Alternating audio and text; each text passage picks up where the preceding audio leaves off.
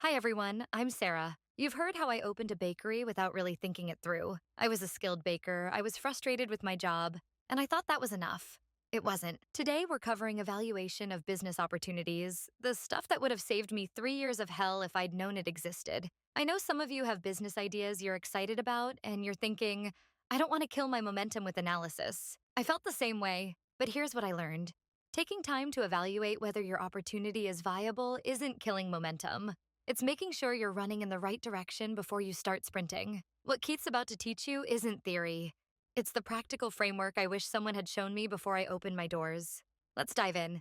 Welcome back. So, in our previous episodes, you've heard Sarah's story about how she opened her bakery purely on passion and skill without ever really evaluating whether it was an actual viably sustainable business opportunity. She believed that because she loved baking and was excellent at it, she was ready to own a bakery. That belief is what Michael Gerber calls the entrepreneurial myth, and it led her into 3 years of absolute struggle, 18-hour days, health problems, relationship strain, and near financial ruin. So today, we're going to explore what Sarah should have done before she ever signed that lease, before she took out that business loan, before she committed herself to a venture that nearly destroyed her. This chapter is about the evaluation of the business opportunities, and it represents the systematic approach Sarah wishes she had taken from the beginning. Now, I know what some of you might be thinking. This sounds like it's a lot of work. This sounds like it's analysis paralysis. This sounds like it's the kind of thing that actually kills entrepreneurial spirit and the momentum.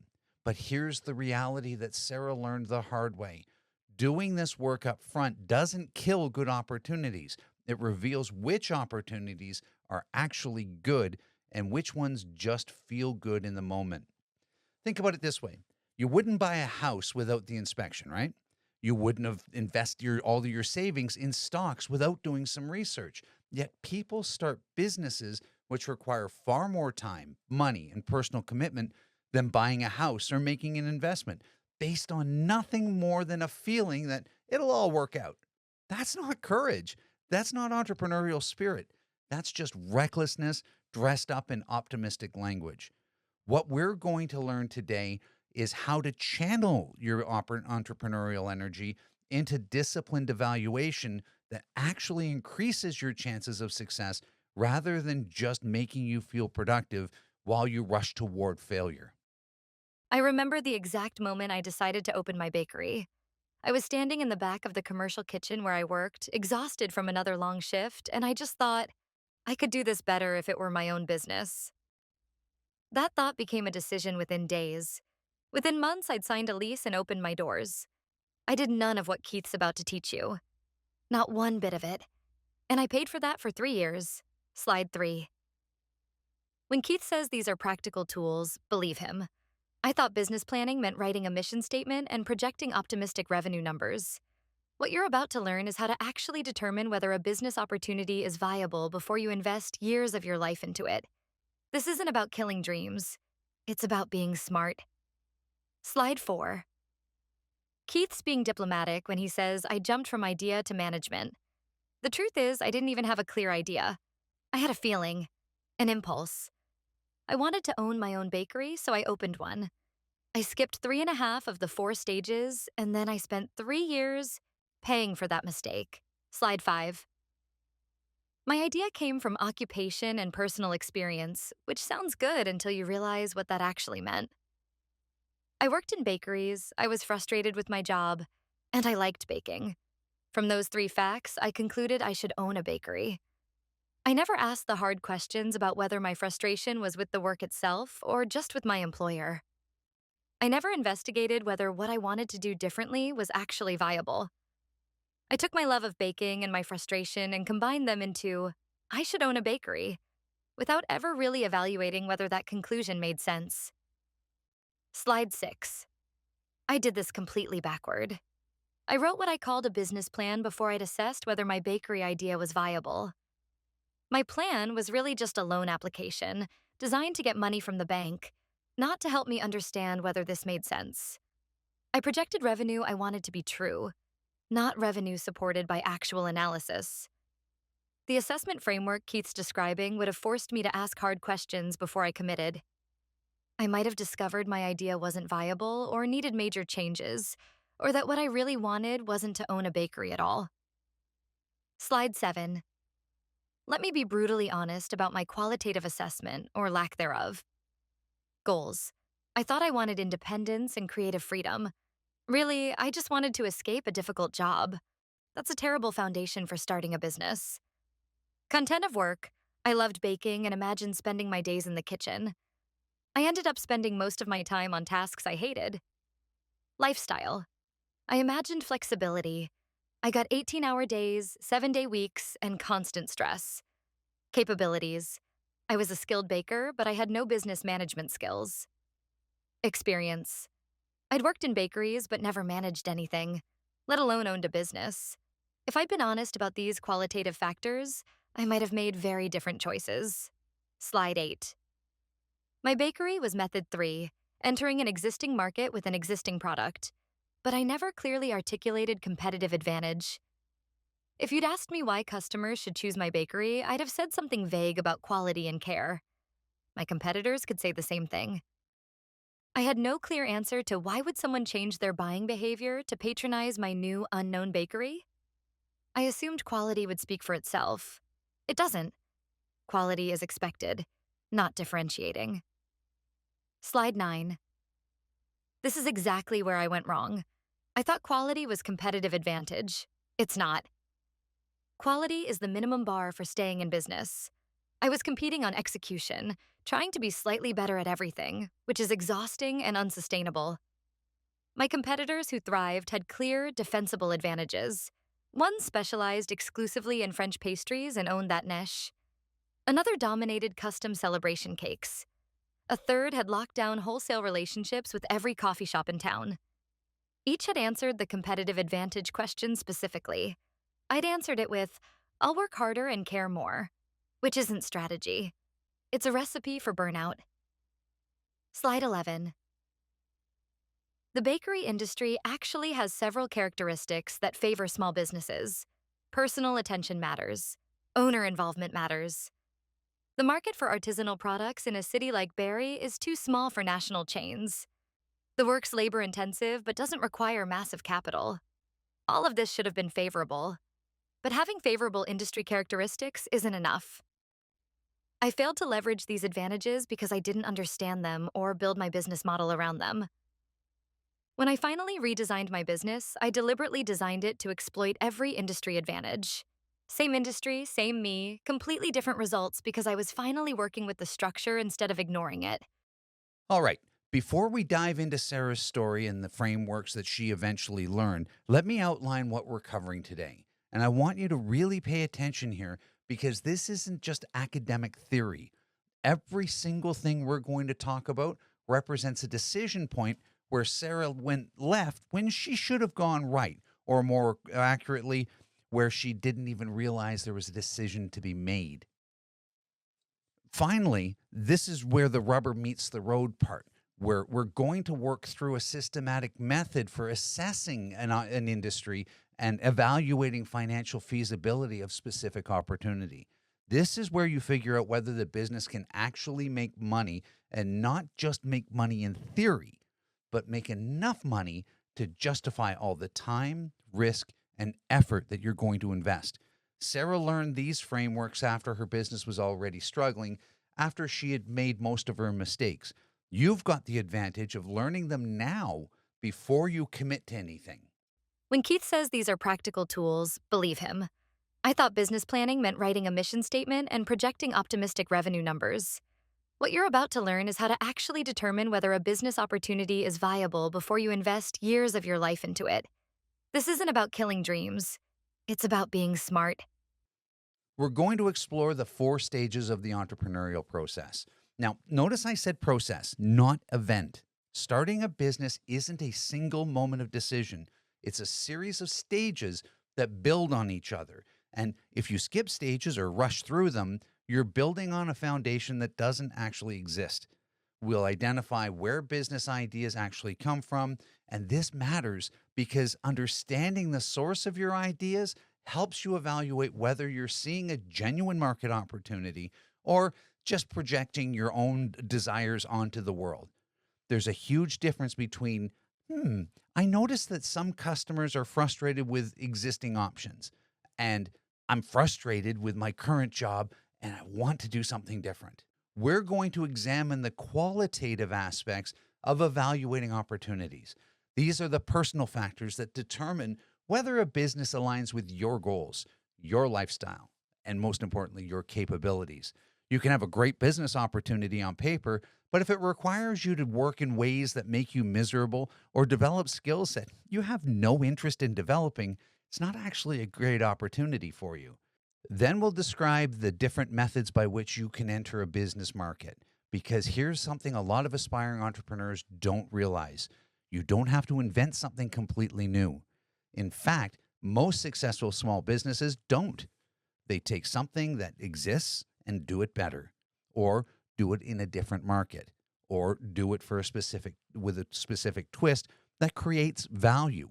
We're going to explore how to develop strategic competitive advantage, and I want to be really clear about what this means. Competitive advantage isn't just being good at what you do. It's being better in ways that customers actually notice and care about, in ways that are hard for competitors to copy, and in ways that you can sustain over time.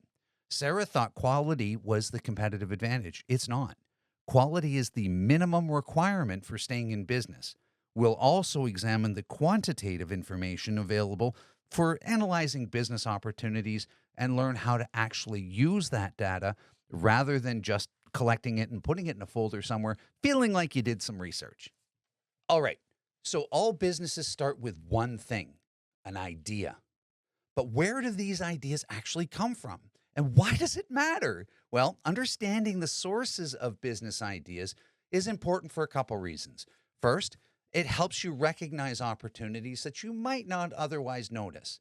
If you understand that business ideas come from hobbies, or from observing frustrations people have, or from applying existing solutions to new markets, you start to see possibilities everywhere. Second, and this is really crucial, understanding the source of your idea helps you evaluate whether your idea emerged from genuine market insight or simply from personal desire. There's a massive difference between these two things. So let's talk about the common sources. Occupations are huge.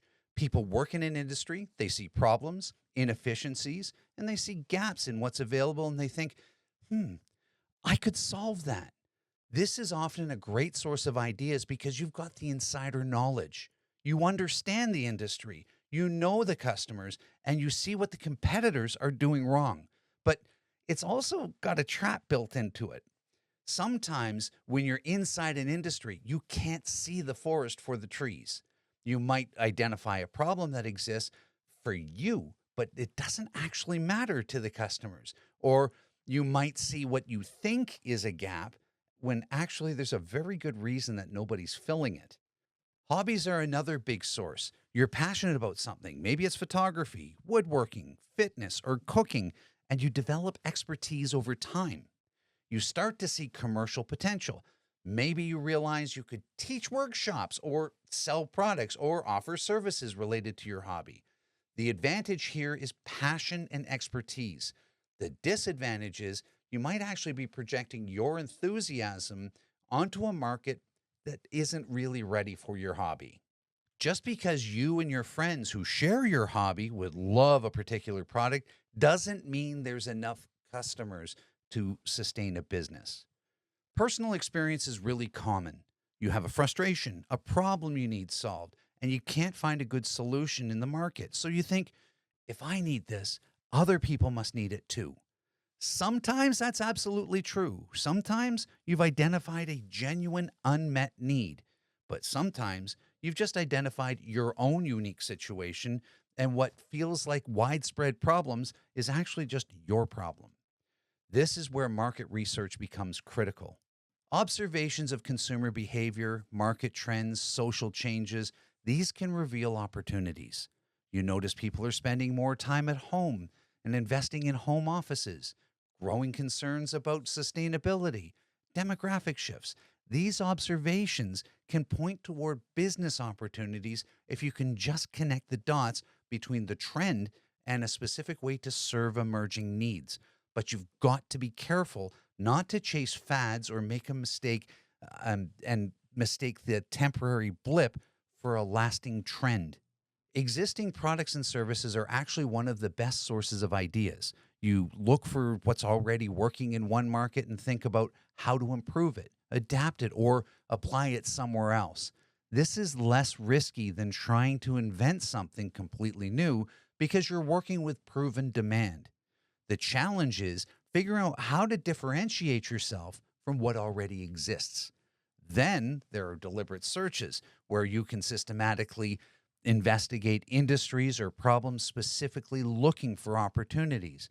This is more strategic than stumbling into an idea, but it requires discipline and analytical thinking rather than just inspiration. And finally, you've got focus groups and brainstorming sessions bringing multiple perspectives together to generate and refine ideas. These can be really valuable for exploring possibilities and stress testing assumptions, but they need structure or they just turn into everyone throwing out half baked thoughts that sound good in the moment but fall completely apart under scrutiny.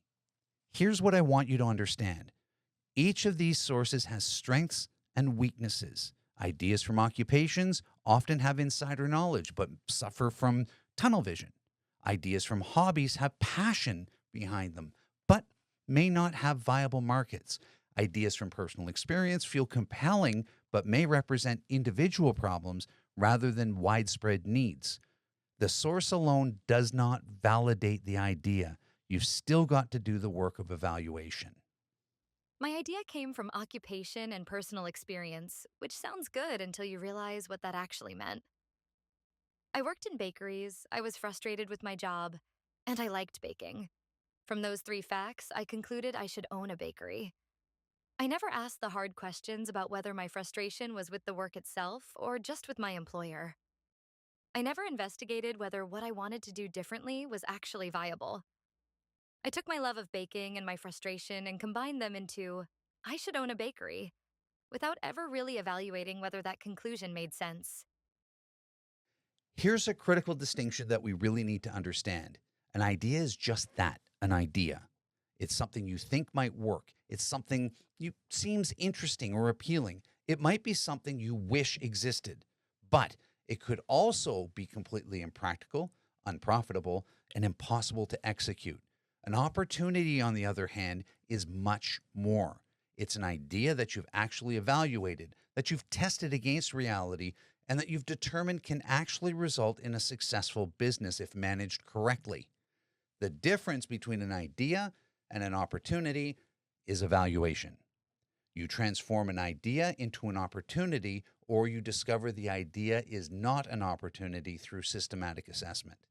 Now, opportunity assessment has two main components. The first is qualitative assessment.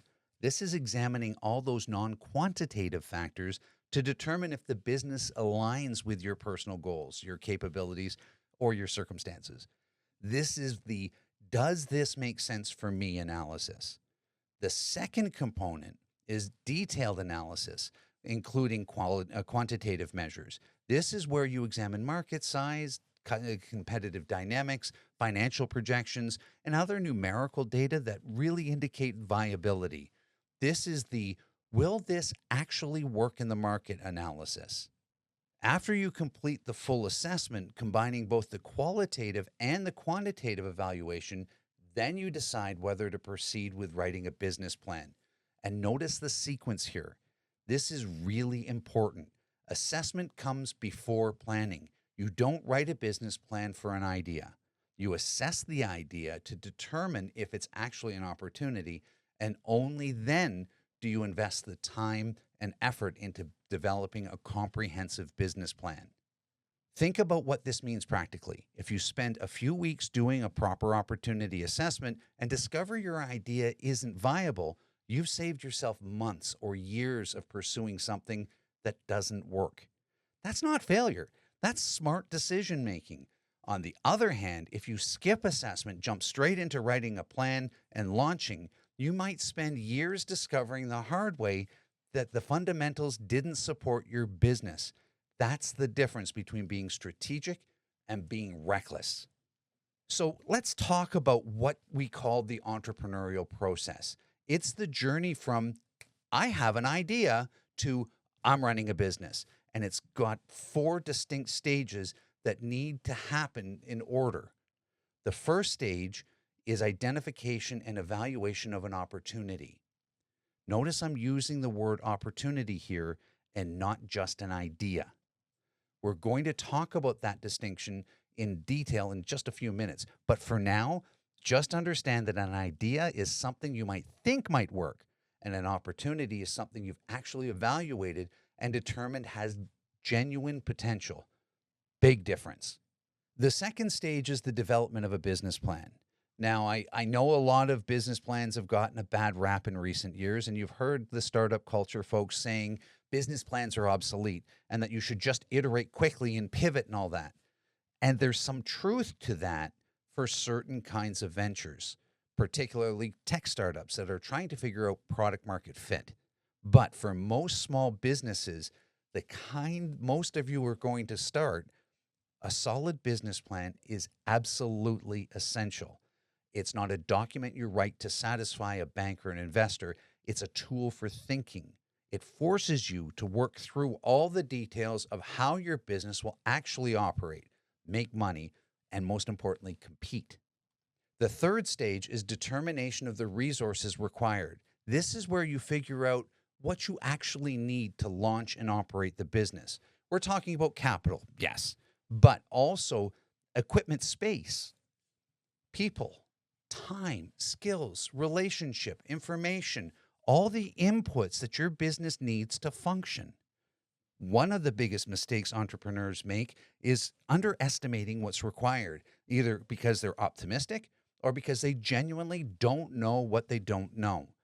And the fourth stage is management of the business, the ongoing operational work of running the enterprise once it's been established. Now, here's what's really important to understand. These stages are sequential for very good reasons.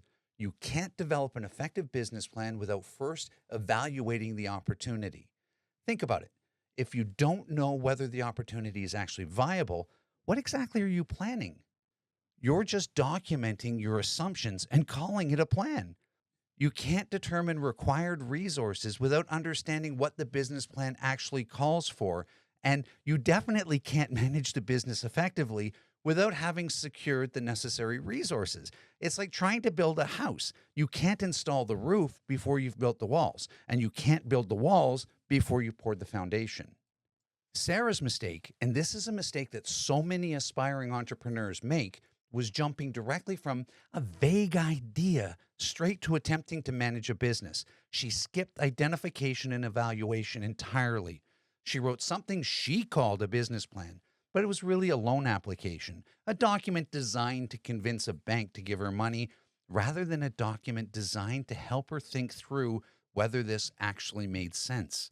She determined resources by walking through restaurant supply stores and buying what looked necessary, not by systematically analyzing what the business model required. And then she tried to manage a business she'd never properly designed. And you can imagine how that went.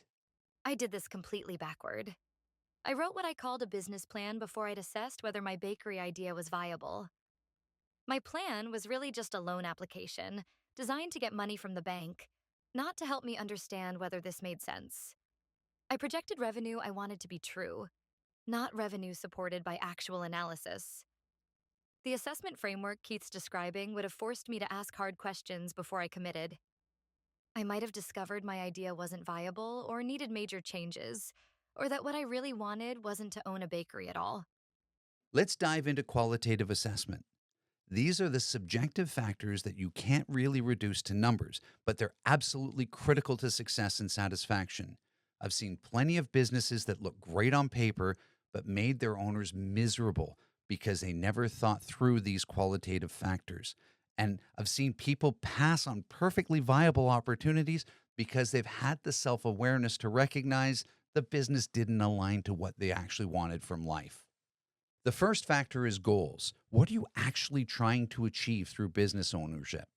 And I want you to think about this deeply, not just give the surface answer. Sure, everyone wants to make money and be successful, but dig deeper. Are you trying to achieve financial independence, create a creative autonomy, building something that you can pass on to your children, proving something to yourself and others, having flexibility to spend time with family, becoming recognized as an expert in your field? These are all legitimate goals, but they lead to very different business choices. A business designed to maximize short term income looks completely different from a business designed for long term legacy building. A business designed for personal creative expression looks different from a business designed to scale and sell. If you don't clarify your goals, you'll end up building something that might be successful by some measure, but doesn't actually give you what you wanted. That's a special kind of torture, working incredibly hard to build something that turns out not to be what you exactly wanted in the first place. The second factor is content of work. What will you actually be doing in the day to day operation of the business? This is where so many people trip themselves up. They love a particular part of the work, let's say baking or designing or consulting, and they think, I should start a business doing this thing I love. But here's the reality: when you own the business, you spend the majority of your time not doing the thing you love, but doing the other stuff required to run a business. You're doing bookkeeping, managing people, dealing with customer complaints, handling marketing, negotiating with suppliers, tracking inventory, reconciling financial statements. If you open a bakery because you love baking, you might find that you're spending 30% of your time baking and 70% of your time doing stuff you don't actually enjoy and aren't particularly good at it. Is this acceptable to you, or will it make you miserable? You've got to think this through, what the actual work content will be, not just what you hope it will be. The third factor is lifestyle. What kind of hours will this business require? How much travel? How much stress? Flexibility will you have in life? A lot of people start businesses seeking flexibility and work life balance, and they end up working more hours with less flexibility than they had in employment. You've got to be realistic about what the lifestyle will actually look like, at least in the first few years. Some businesses can eventually provide flexibility once they're established, but most require intense commitment during the early stages. The fourth factor is capabilities. Do you actually possess or can realistically develop the skills this business requires? Not just the technical skills, but the managerial skills, the financial skills, the marketing, the strategic thinking. Lack of capabilities isn't automatically disqualifying. You can learn, you can partner with people who have complementary skills, or you can hire expertise. But you've got to be honest about what you don't know and have a realistic plan for addressing those gaps. Pretending you'll figure it out as you go is not a plan. That's just wishful thinking. The fifth factor is experience. Do you have relevant experience in this industry, in business management, in the specific functions this business requires? Again, the lack of experience isn't automatically disqualifying, but it does matter. Someone with 10 years of industry experience has a very different risk profile than someone entering completely new fields. Experience gives you knowledge, relationships, credibility, and pattern recognition. If you don't have relevant experience, you need to acknowledge that and account for it in your planning. The final factor is opportunity assessment itself, examining whether the market timing is right, whether the competitive landscape is favorable, whether external factors support or threaten the opportunity. You might have great business ideas that align perfectly with your goals and capabilities, but if the market timing is wrong or the competitive dynamics are unfavorable, it's still not a good opportunity for you right now. All of these qualitative factors need honest evaluation before you even start to look at the numbers. If the qualitative factors don't align favorably, the quantitative analysis doesn't matter. You'll just end up with detailed financial projections for a business that will make you miserable, even if it makes money. Let me be brutally honest about my qualitative assessment, or lack thereof. I thought I wanted independence and creative freedom. Really, I just wanted to escape a difficult job. That's a terrible foundation for starting a business. I loved baking and imagined spending my days in the kitchen. I ended up spending most of my time on tasks I hated. I imagined flexibility. I got 18-hour days, 7-day weeks, and constant stress. I was a skilled baker, but I had no business management skills. I'd worked in bakeries, but never managed anything, let alone owned a business. If I'd been honest about these qualitative factors, I might have made very different choices.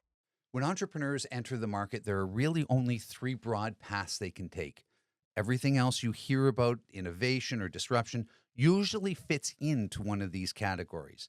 The first option is to offer totally new product to the market. This is what people often picture when they think of entrepreneurship.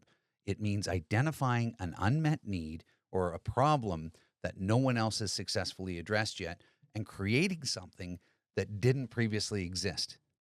This could be new technology, service model, or a new way of seeing and solving a persistent frustration.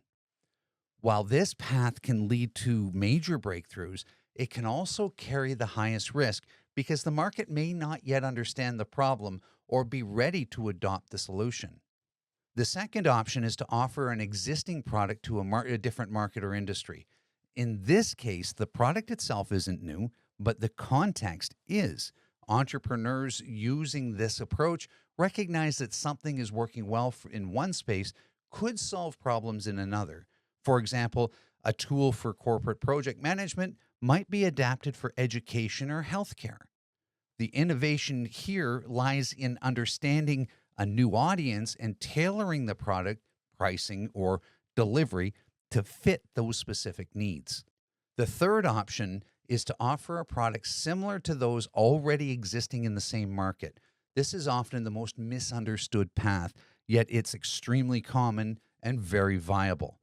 Entrepreneurs taking this route are not trying to reinvent the product itself. Instead, they're competing by creating a sustainable competitive advantage. This might come from better customer experience, stronger branding, improved accessibility, lower costs, ethical or sustainable practices, or more effective distribution. This key is differentiation, not invention. What matters most is understanding that entrepreneurship is not limited to inventing something completely new. Many successful businesses enter crowded markets and win by doing something familiar in a better, clearer, or more meaningful way. My bakery was method 3, entering an existing market with an existing product. But I never clearly articulated competitive advantage. If you'd asked me why customers should choose my bakery, I'd have said something vague about quality and care. My competitors could say the same thing.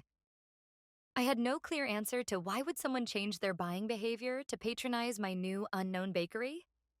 I assumed quality would speak for itself. It doesn't. Quality is expected, not differentiating. Let's talk about competitive advantage because this is where a lot of entrepreneurial thinking goes wrong.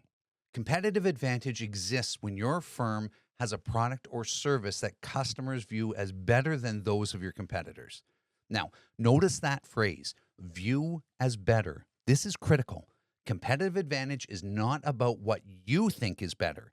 It's about what your customers perceive as better and value enough that they'll change their buying behavior.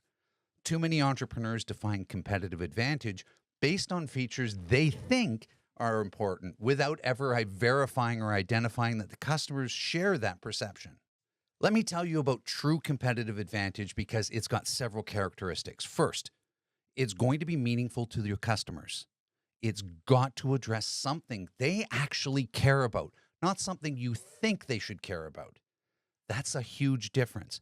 I can't tell you how many business plans I've seen where someone lists all the features that they think are amazing, and then they get to the market and discover customers don't actually value those features enough to pay for them or switch from their current provider.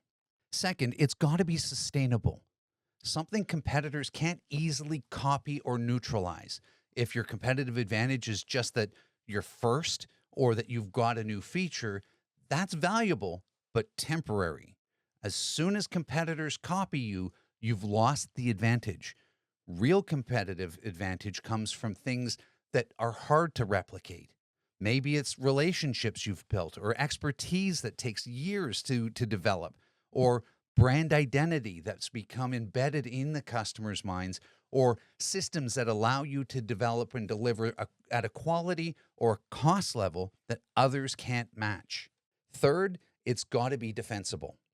You can maintain it over time through continuous improvement, brand building, or structural barriers. If you can't defend your advantage, you'll constantly be fighting to maintain position, and that is exhausting. But most importantly, it's expensive. Fourth, and this is crucial, it's got to be profitable. Some competitive advantages win customers but make no money because the cost of maintaining that advantage exceed the revenue that it generates. That's not actually competitive advantage. That's just an unsustainable way to lose money while staying busy. Developing competitive advantage isn't about being slightly better than competitors in obvious ways. Everyone thinks that they provide better customer service, higher quality, or think that they're more responsive. These claims are meaningless because everyone makes them. Real competitive advantage is about sustainably creating better ways that matter to the customers or about being different in ways that create new value rather than simply redistributing existing value among the competitors. Let me give you some examples of real competitive advantage. A restaurant in Toronto has competitive advantage because they've locked down prime locations that can't be replicated. The rent's expensive, but the foot traffic and the visibility provide sustainable advantage. A consulting firm has a competitive advantage because the founder has such a deep expertise and reputation in a specific niche that clients seek them out specifically. You can't easily copy 20 years of specialized experience. A software company has a competitive advantage because they've built network effects into their product where it gets more valuable as more people use it, creating switching costs for customers. These are real, sustainable, defensible advantages. Saying we provide excellent quality is not competitive advantage. That's the basic minimum requirement for being in business. This is exactly where I went wrong. I thought quality was competitive advantage. It's not. Quality is the minimum bar for staying in business. I was competing on execution, trying to be slightly better at everything, which is exhausting and unsustainable. My competitors who thrived had clear, defensible advantages. One specialized exclusively in French pastries and owned that niche. Another dominated custom celebration cakes. A third had locked down wholesale relationships with every coffee shop in town. Each had answered the competitive advantage question specifically. I'd answered it with, I'll work harder and care more, which isn't strategy. It's a recipe for burnout. Now, let's talk about industry selection because this matters more than most people realize. Some industries naturally favor small business success. They've got structural characteristics that give small operators advantages over large competitors. If you can position yourself in one of these industries, you're working with the current instead of against it. So, what are these characteristics? First, industries where the owner's personal attention to daily operations is essential to success. Think about businesses where quality depends on intimate knowledge of the specific customers, specific situations, or craft details. Large organizations struggle here because they've got to systematize and scale, which reduces personalization. A small business owner who knows each customer by name, who understands exactly what Mrs. Johnson likes or what Mr. Chen can't stand, has an advantage that's really hard for a large chain to replicate. They can try, but it doesn't work in the same way. Second, industries where owner contact with employees is important for motivation and quality control. Small businesses can maintain closer relationships between the ownership and the frontline workers. Large organizations have layers of management between the ownership and the people actually doing the work. In industries where employee discretion, judgment, and commitment significantly impact the outcomes, that close relationship with ownership matter. A small business owner can directly motivate, train, and quality check their team in ways that a regional manager at a national chain can't. Third, markets where demand is too small for large firms to pursue profitably. Large firms have high overhead. They need sustainable volumes to justify their operational structure. Think about it. A national chain needs to generate millions in revenue to support their corporate offices, distribution systems, their marketing departments, and all that infrastructure. A small business can thrive serving a niche market of a few hundred or a few thousand customers that wouldn't even show up on a large firm's radar. They'd consider it too small to bother with. But for you, that's a perfectly viable market. Fourth, industries requiring flexibility and rapid adaptation. Small businesses can change direction fast. You can try new approaches, respond to opportunities, pivot where needed, all without going through multiple layers of approval and coordination. Large organizations are like cruise ships. They take forever to turn around. Small businesses are like speedboats. You can see an opportunity, be moving on it in the same day. In industries where market conditions change quickly or where customer needs are constantly evolving, that agility is a massive advantage. Fifth, businesses that need intensive labor but less capital. Small businesses often have easier access to labor than capital. If you can find an industry where human expertise and effort matter more than expensive equipment and facilities, you're in a better position than if you need millions in capital just to enter the market. Sixth, industries that receive government assistance. Programs exist that provide financial support, tax incentives, counseling, and other resources specifically to small businesses. These can help offset some of the scale disadvantages that you'll face compared to larger organizations. Evaluating your business idea against these industry characteristics helps you understand whether you're working with structural forces or against them.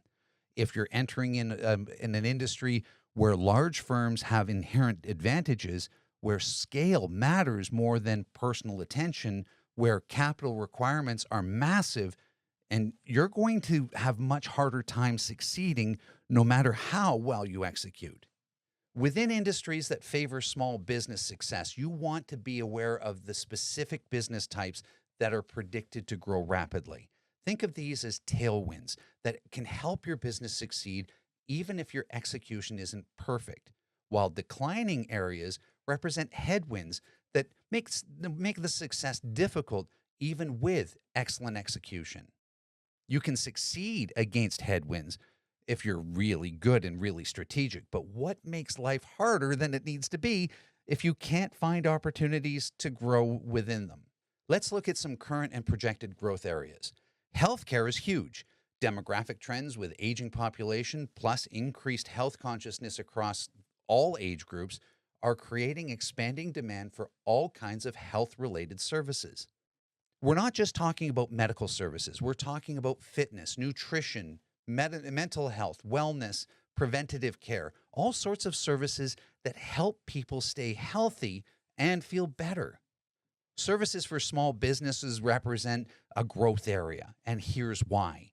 As more small businesses launch, and they need specialized services from other small businesses: bookkeeping, legal support, marketing, technology, HR services, all the things that the small business owners need but don't want to do themselves or hire full-time staff to handle.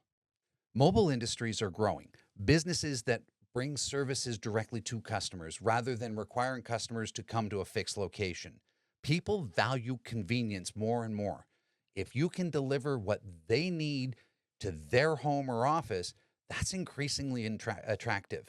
Services that appeal to parents, particularly time-saving services that help busy parents manage family responsibilities, represent strong growth.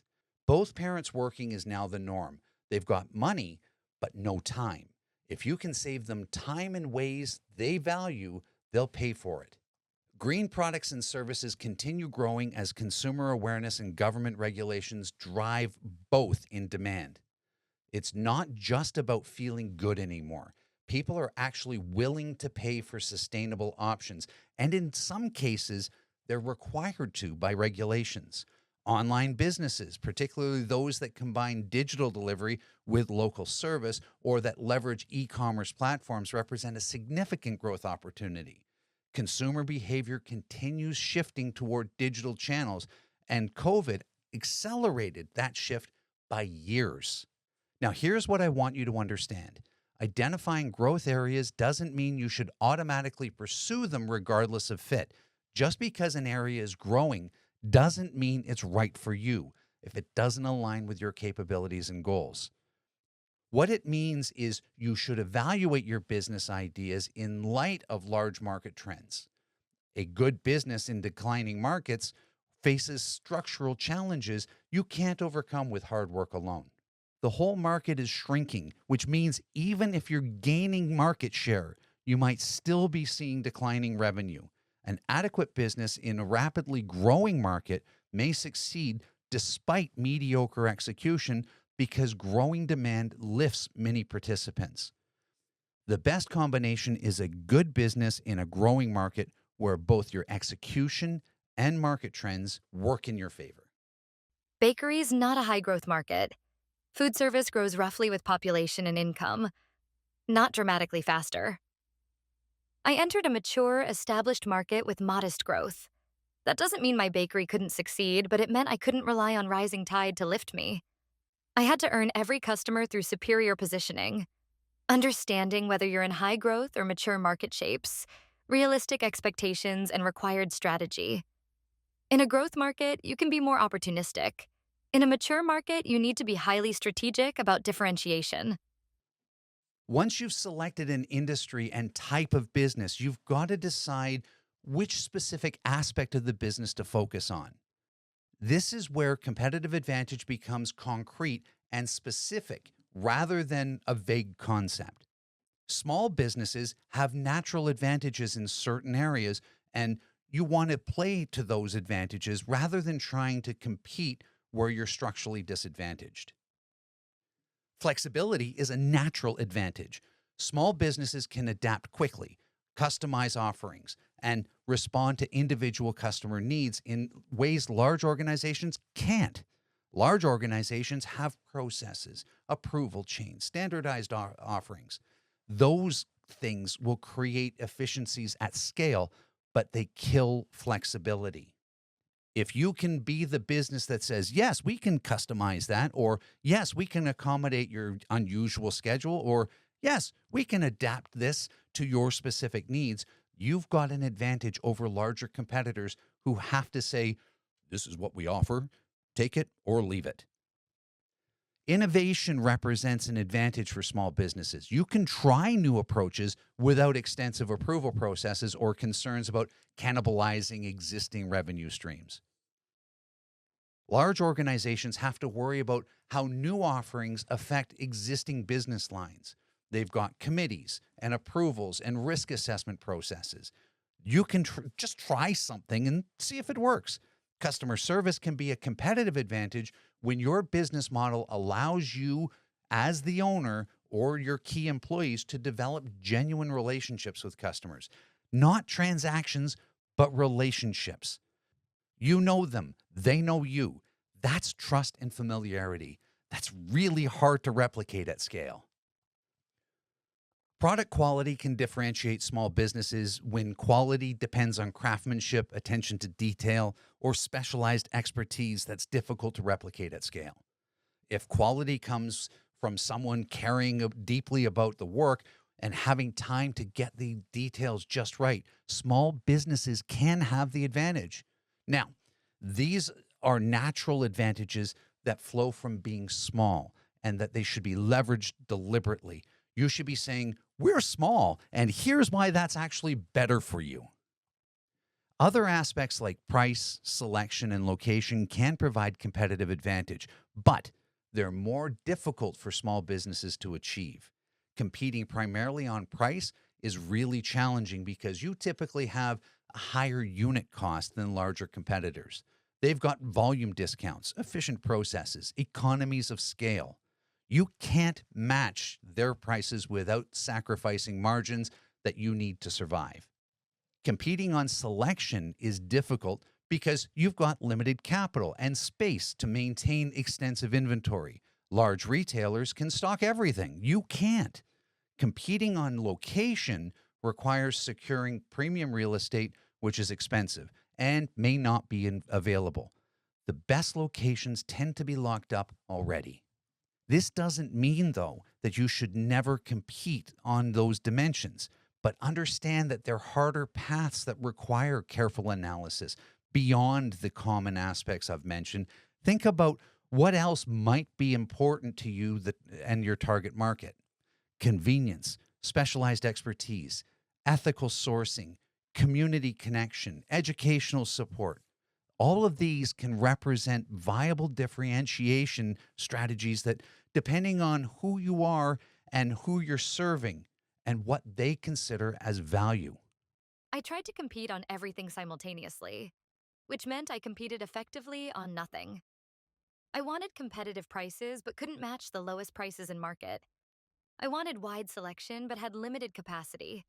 I wanted great location but could only afford secondary space.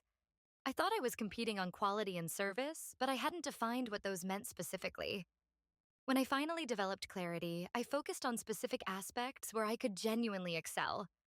I specialized in sourdough and certain pastries where craftsmanship created noticeable differences. I built customer service around remembering regulars and making personal recommendations. I positioned flexibility as advantage by accepting custom orders larger bakeries wouldn't accommodate. That focus was uncomfortable because it meant explicitly not competing in other areas, but it's what allowed me to develop genuine competitive advantage. All right. So, after you've completed the qualitative assessment and developed strategic clarity about the industry, business type, and competitive positioning, you've got to conduct quantitative analysis. This is where you move from "this seems like it could work" to "here's evidence about whether this will actually work." Gathering and ana- Gathering and analyzing both secondary and primary data helps you evaluate whether the business opportunity is financially viable. Let's start with secondary data. This is the information that already exists, collected by others for their own purposes, but available for your use. Government agencies publish tons of data. Statistics Canada has information about markets, consumer spending, demographic trends, industry performance, all kinds of really useful stuff. Industry associations publish reports about their sectors. Research firms conduct studies and publish findings. Trade publications have market data. All of this is out there. Most of it is free or, at the very least, low cost to access. Secondary data has significant advantages. It's typically inexpensive or free. It covers large populations and long time periods that would be impossible for you to research on your own. You're not going to survey 10,000 consumers or track trends over 10 years. But government agencies and research firms do that, and they publish it for you free to use. It's often reliable because it's collected by professional researchers using sound methodologies. However, secondary data also has limitations. It may not address your specific questions. It might be outdated by the time you access it, or it might not cover your specific geographic market or customer segment with sufficient detail. It may be collected using definitions or categories that don't match what you're needing. So here's where primary data comes in. This is the information you collect yourself specifically to answer the questions about your business opportunity. Common methods include observation, where you watch how customers behave in relevant situations; surveys, where you ask potential customers about their needs, preferences, or behaviors; and test marketing, where you actually try to sell your product or service on a small scale to real customers and see how they respond. Primary data has the advantage of being relevant to your situation. The disadvantage is cost, both money and time required to collect and analyze it properly. Here's the smart approach: use secondary data to establish context, to understand the broad market, industry trends, general consumer behavior. Then use primary data to answer specific questions that secondary questions can't answer or address. Like, will people in my specific neighborhood buy my product at my price point? That's not anything any government can report. You've got to find that out yourself. The goal isn't to achieve perfect information, which is impossible. It's to reduce uncertainty to a level that you can make an informed decision whether to proceed or not. I collected essentially no data before opening my bakery. I made assumptions based on my personal observations, which isn't the same as systematic research. I assumed that because I saw bakeries with customers, there must be demand. I didn't research how large that demand was, whether it was growing, what share competitors captured, or what share I could realistically get. All that information was available, mostly free. I just never looked for it because I didn't know I should. Later, when I finally started collecting data, I made discoveries that should have been obvious. Customer surveys revealed people chose bakeries primarily on location and convenience, not product quality. My entire strategy was wrong, and I could have known that before opening if I'd done basic research. Now we get to the really crucial part, financial feasibility assessment. This is where you determine whether the business will generate adequate income to justify pursuing it. A business can align perfectly with your qualitative factors, operate in a favorable industry, target a specific market that's growing, and have clear competitive advantage. But if the financial reality can't support adequate income, it's not a viable opportunity. You'll just be working really hard to build something that can't pay you what you need. So, we've got 3 steps for estimating financial feasibility. Step one is to calculate market potential. This means determining the total revenue opportunity available in your market for your type of product or service. How big is the pie? Step two is to calculate market share. This means determining what portion of the total market potential your business can realistically capture. What slice of the pie can you actually get? Step three is to calculate the net income and cash flow. This means determining whether the revenue that you can expect to generate based on your market share calculation, which exceeds your expenses by enough to provide adequate income and cash flow. Will your slice of the pie be big enough to live on after paying all the costs? These 3 steps move from broad market analysis to specific business financial projections. Each step narrows focus and increases specifically until you arrive at a bottom line assessment of whether this opportunity can work financially. Now, this quantitative framework is not optional. You can't skip steps or make vague estimates and expect reliable conclusions. I've seen many would be entrepreneurs resist this level of analysis, sometimes because it feels tedious, sometimes because they're afraid that it'll reveal that their idea isn't viable. And here's the thing, discovering non viability before you invest resources is far preferable to discovering it after you've committed years of your life and tens of thousands of dollars to a venture that couldn't work in the first place. Step two is calculating market share, determining what portion of the market potential you can realistically capture. This is where optimism meets reality. And it's where a lot of entrepreneurs discover their initial assumptions were completely unrealistic.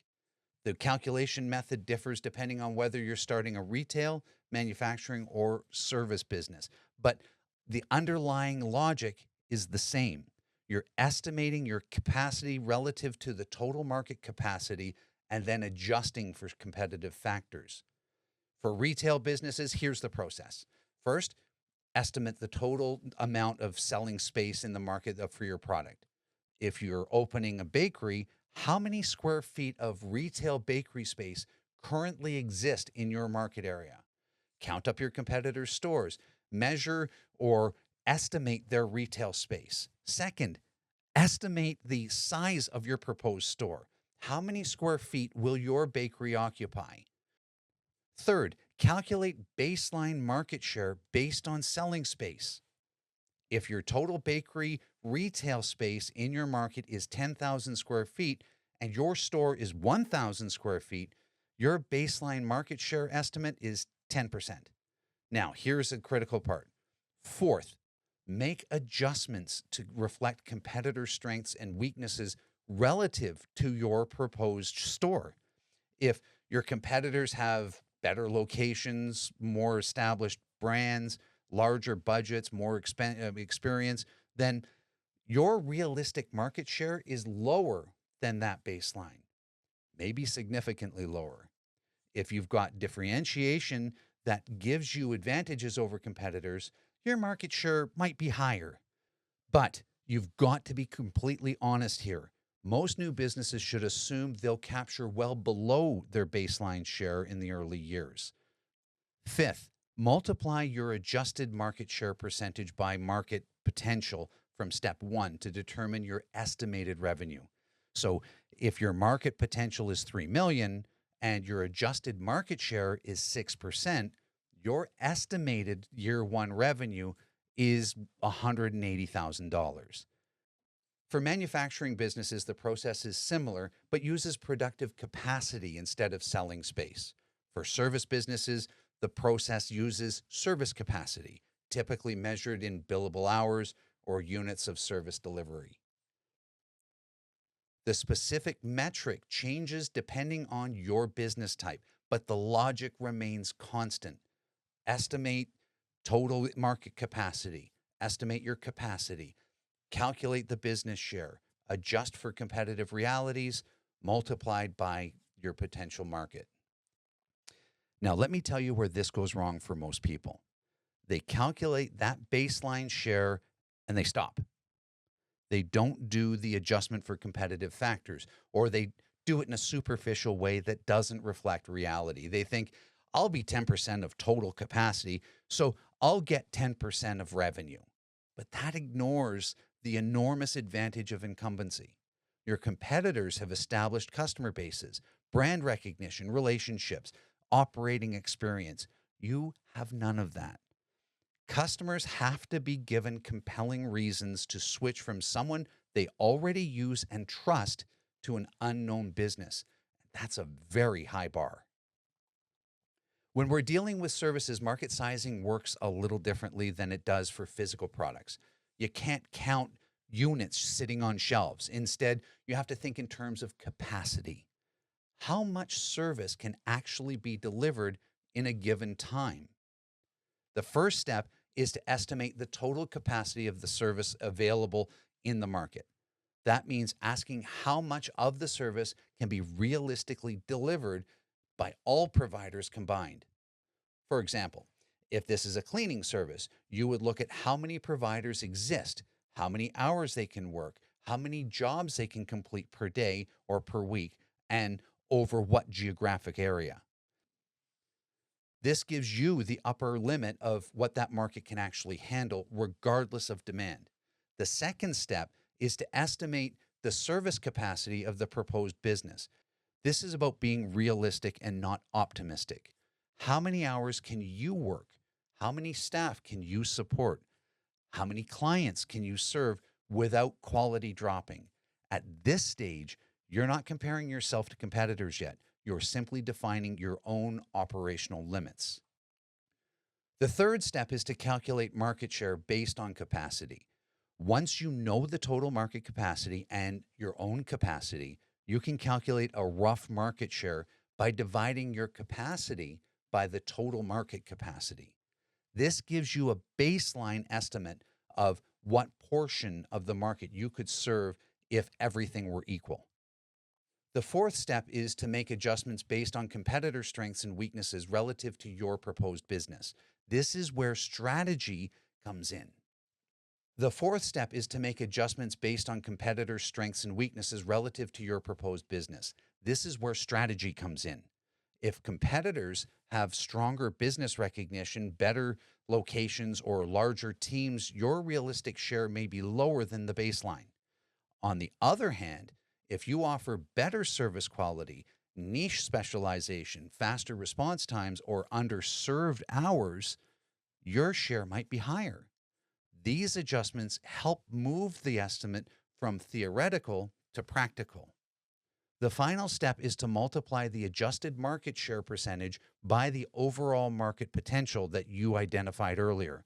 This converts your percentage into a meaningful number, such as expected revenue or number of clients. At this point, you're no longer guessing.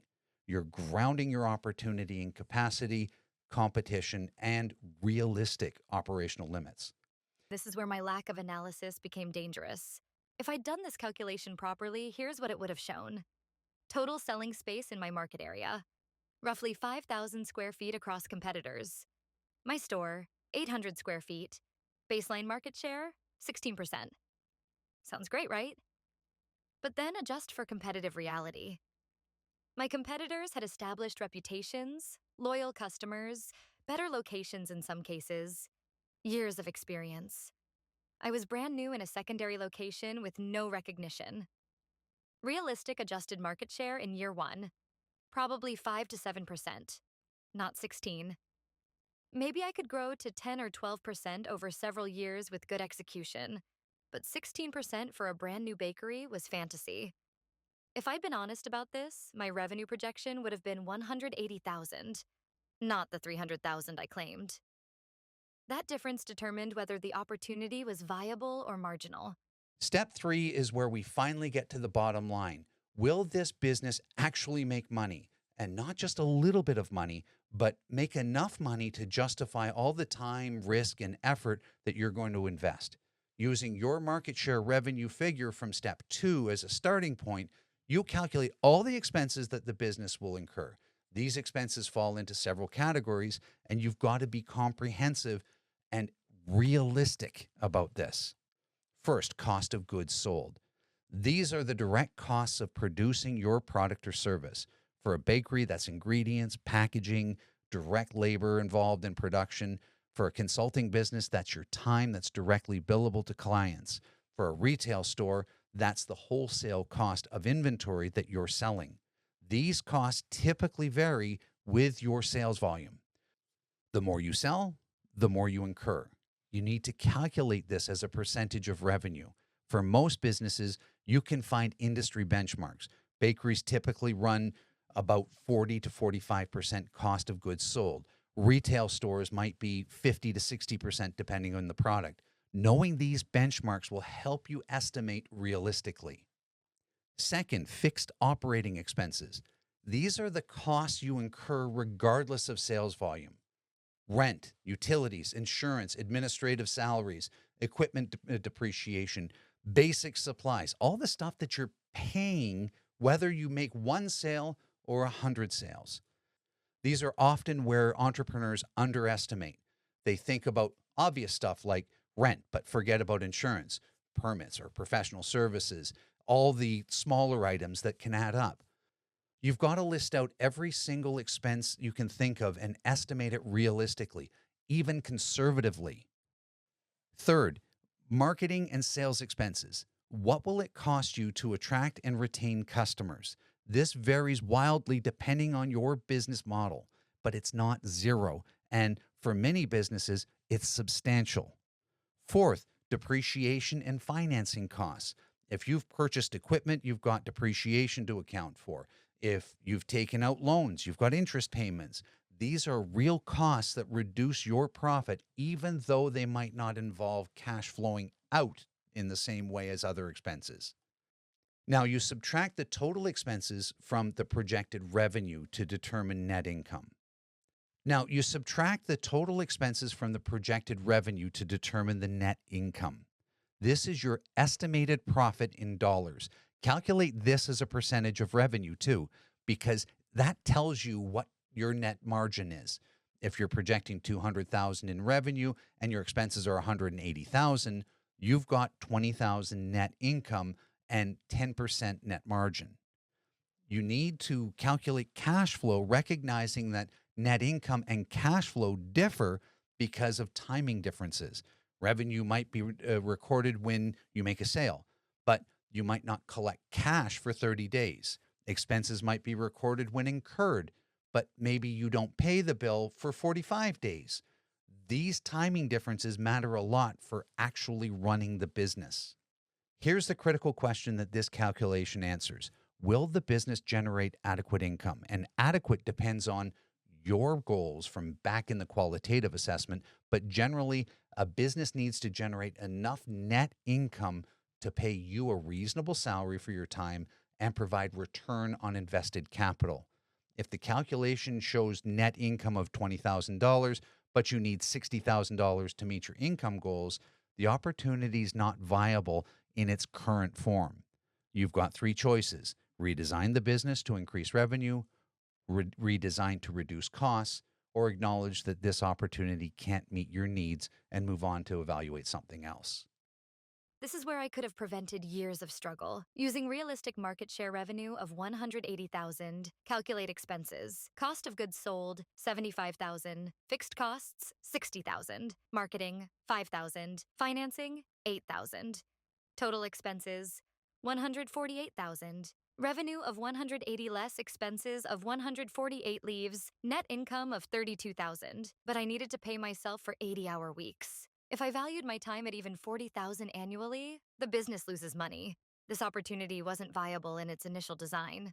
The projections I used assumed 300,000 revenue with no market analysis support. At that revenue, expenses go to about 216,000, leaving 84,000 net income. Seemed viable, but those projections were fantasy. When I finally did honest calculations, I had to completely redesign the business to be viable at realistic revenue. Last slide. Everything Keith taught today represents analysis I should have done before opening my bakery. Every framework, every calculation, every question represents thinking I skipped because I was impatient and didn't know what I didn't know. The cost of skipping this analysis was 3 years of struggle, financial loss, damaged relationships, and health problems. The benefit of doing this analysis, even though it takes time and sometimes reveals, is it lets you make informed decisions. Some ideas will pass through this framework and emerge as viable opportunities. Others will reveal they're not currently viable, and the analysis shows what would need to change. Still others prove fundamentally unworkable, and discovering that before you invest years is a gift, not a disappointment. Use these frameworks. Do the work. Make informed decisions, not emotional ones.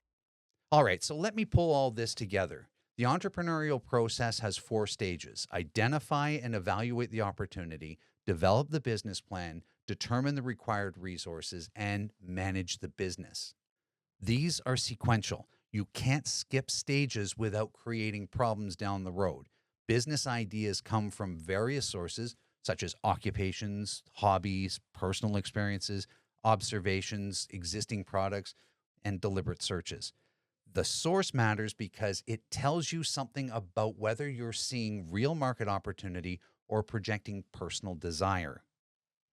Qualitative assessment examines whether the opportunity aligns with your goals, the content of work you'll actually do, the lifestyle the business creates, your capabilities and experience, and overall opportunity timing.